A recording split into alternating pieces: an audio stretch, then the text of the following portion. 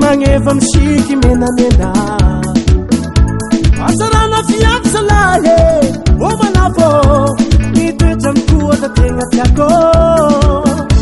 Hisi da sarat koche Siti mangana da mote Susu tamfanga naze Ulu tia vitara naze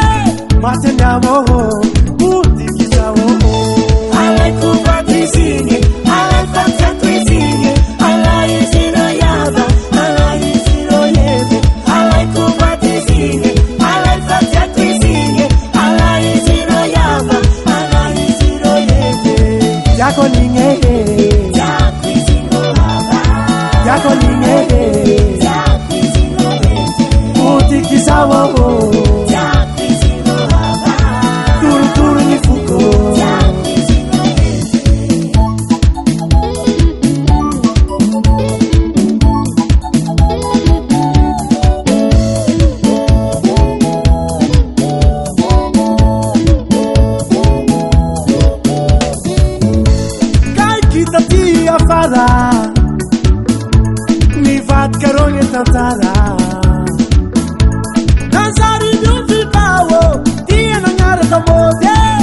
Sahala na nawo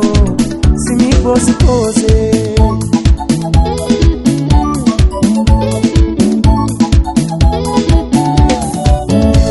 Yaran kuni fazaha Nitiran kui papa Kapitian puri salaha Oyo mene Nanginu ni uva fanga Ale kupati sini Ale kupati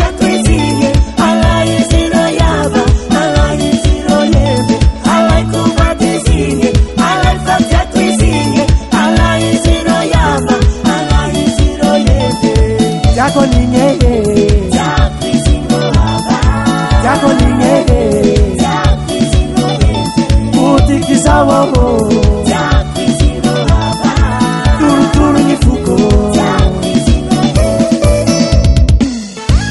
Hasana Tena ni uvamizi mamati Eshi Kuze atrole sheria Kuze baza Awari